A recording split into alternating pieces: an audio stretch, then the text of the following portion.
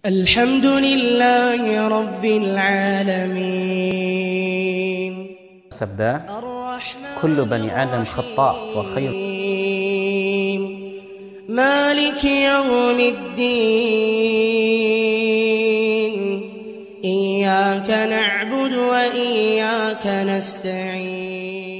Assalamualaikum warahmatullahi wabarakatuh. Bagaimana kabar semuanya? Semoga sehat. Alhamdulillah wassalatu wassalamu ala rasulillah. Kembali lagi bersama saya di channel ini. Jangan lupa like dan subscribe. Kali ini kita akan membahas hadis Nabi yang menjelaskan tentang keutamaan taubat. Ikuti terus videonya ya. Semoga bermanfaat.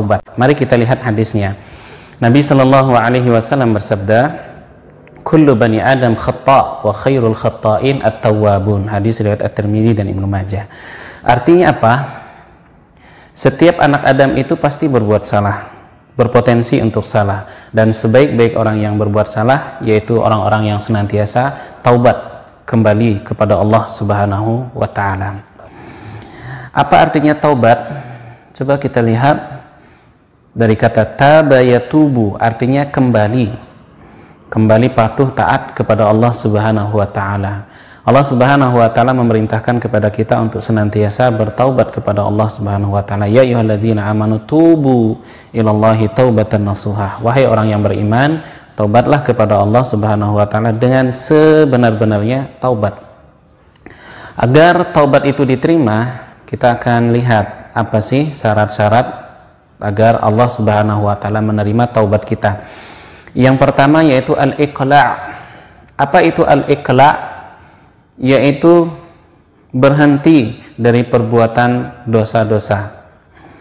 Yang pertama yaitu berhenti. Seperti ketika orang yang pacaran, ya udah taubatnya yang pertama putus, berhenti. Kemudian yang kedua yaitu an-nadamu. Apa itu an-nadamu? Menyesal dari dalam hati telah melakukan kesalahan. Kalau kalian pelajari, kalau kita lihat misalnya Nabi Adam dan Iblis, Adam dan Iblis pada awalnya itu sama-sama berbuat salah. Iblis kesalahannya itu besar, durhaka, sombong, angkuh, yang membuat dia tidak mau taat pada Allah. Nabi Adam itu juga berbuat salah, yaitu mendekati pohon yang terlarang.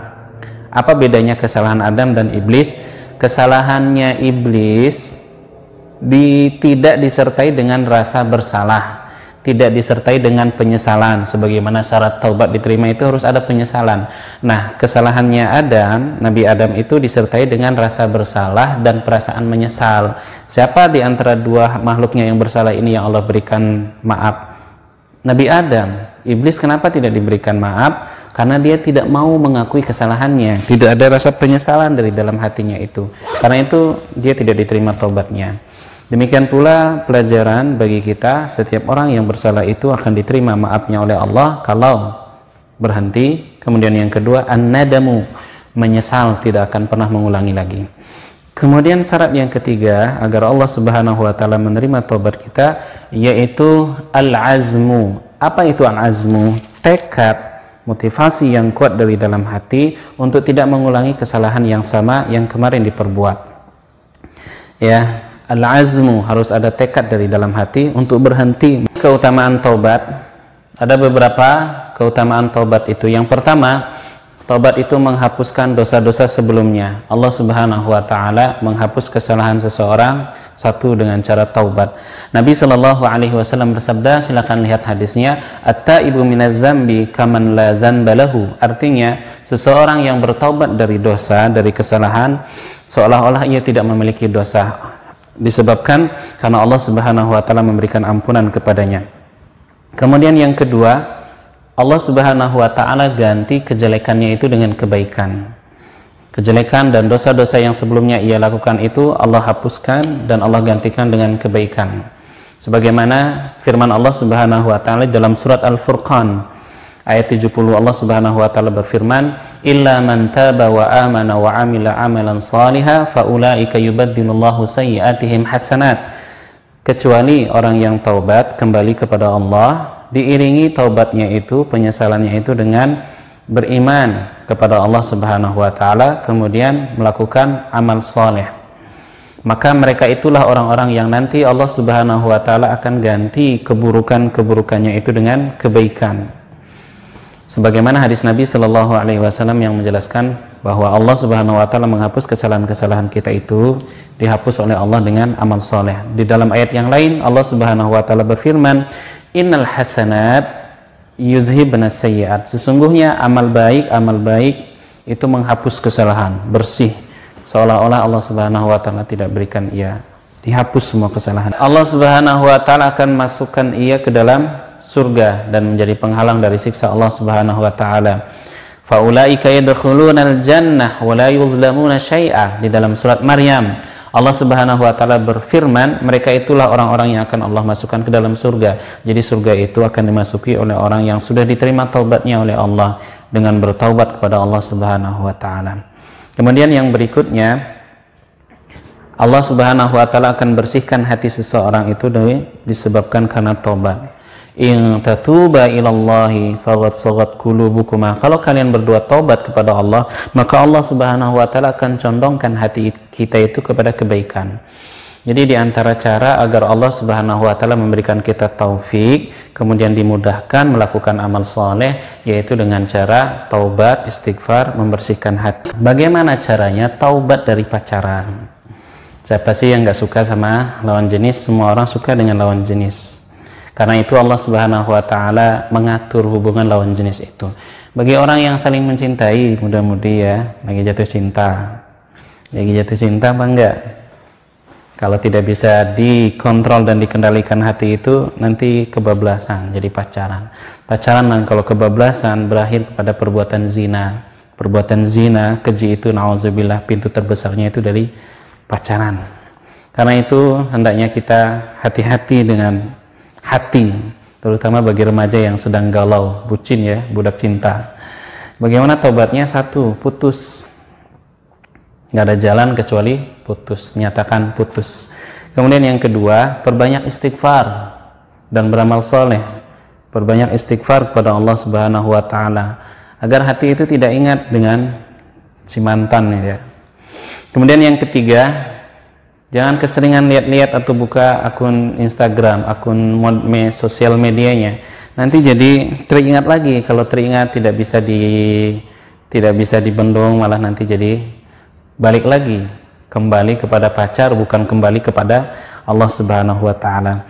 Kemudian perbanyak aktivitas yang bermanfaat, olahraga, silakan punya hobi yang baik, yang bagus dikerjakan agar tidak kosong pikiran. Orang yang tidak menyibukkan diri dengan kebaikan, maka setan datang akan menyibukkan dirinya itu dengan keburukan dan dosa-dosa. Nauzubillah min dzalik. Kemudian yakin dengan janji Allah. Yakin dengan janji Allah Subhanahu wa taala, husnudzon, berbaik sangka kepada Allah Subhanahu wa taala. Siapa yang meninggalkan sesuatu yang haram, lihat, siapa yang meninggalkan yang haram karena Allah, maka Allah Subhanahu wa taala akan ganti dengan yang baik, yang halal. Ini janji Allah. Pacaran haram ditinggalkan, nanti Allah kasih ganti yang baik. Gantinya kapan? Nanti kalau sudah saatnya. Orang yang meninggalkan sesuatu yang haram, Allah akan ganti dengan sesuatu yang lebih baik, yang berkah, yang menenangkan hati, bukan yang menggelisahkan hati. Bagaimana pembunuh? Apa hikmah yang bisa kita ambil dari kisah ini? Allah Maha menerima taubat. Kesalahan yang dilakukan hambanya itu membunuh 99 orang. Di akhir hidupnya dia ingin taubat. Pergi ke salah satu pendeta ahli agama, bertanya, apakah Allah menerima taubatku?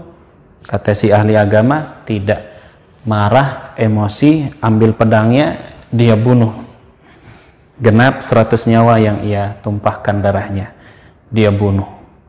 Ada penyesalan lagi di dalam hatinya. Dia ingin kembali taubat kepada Allah, tidak ingin lagi melakukan perbuatan membunuh yang sangat kejam itu. Datanglah ia kepada salah seorang ahli agama yang lain. Apakah Allah menerima taubatku? Kata orang itu, Allah Maha menerima taubat. Taubatlah kamu kepada Allah, tinggalkan kampung yang buruk itu, kamu pergi ke kampung yang di situ kamu akan bertemu dengan orang-orang baik, lingkungan yang baik, hijrah ke lingkungan yang baik, sehingga kamu tidak akan melakukan perbuatan-perbuatan dosa tadi yang membunuh. Berjalanlah ia menuju kampung itu, di tengah perjalanan meninggal. Dua malaikat berdebat. Malaikat rahmat ingin membawa dia kepada ampunan Allah. Malaikat azab, orang ini sudah banyak melakukan dosa, hingga akhirnya datang malaikat yang lain menghakimi mana yang lebih dekat jaraknya, kebaikan atau keburukan. Yang lebih dekat jaraknya itu kampung yang baik, maka Allah Subhanahu wa taala menerima taubatnya. Di sini kita belajar bahwa Allah Subhanahu wa taala itu Maha menerima taubat. Beda dengan kita manusia. Kalau manusia, kesalahan yang ia buat kepada Allah itu misalnya 10 atau 100, kemudian dia menyesal dan taubat, maka 100 kesalahannya itu Allah hapus. Allah mengingat kebaikan-kebaikannya yang sekarang dia udah berubah. Beda dengan kita manusia, beda dengan orang lain yang kita percayai. Ya, kita melakukan 100 kebaikan atau melakukan 10 kebaikan. Kemudian satu kali kita berbuat salah, apa yang orang itu ingat ketika dia kecewa? Hatinya itu yang membuat dia kecewa itu yang paling dia ingat. 10 kebaikan, 100 kebaikan, kita sudah berbuat baik selama ini, itu dilupakan. Yang dia ingat apa? Kejahatannya itu yang membuat dia kecewa. Ya, karena itu kita jangan banyak berharap kepada manusia, berharap hanya kepada Allah Subhanahu wa taala. Jadi kalau kita berharap hanya kepada Allah, Allah tidak akan pernah mengecewakan kita. Kalau kita berharap kepada manusia, kepada orang lain yang kita cintai atau orang yang kita sayangi, atau yang kita harapkan bantuan dan pertolongannya, 10 kali kita berbuat baik, kemudian 1 kali kita berbuat salah, yang dia ingat itu 1 kali kesalahan kita. Ya, maka ini pelajaran yang bisa kita ambil dari kisah tobatnya orang yang tobat melakukan 100 kali pembunuhan. Mungkin ini yang bisa saya sampaikan, semoga bermanfaat untuk semuanya. Mohon maaf kalau ada yang kurang dan salah. Sampai jumpa di video berikutnya.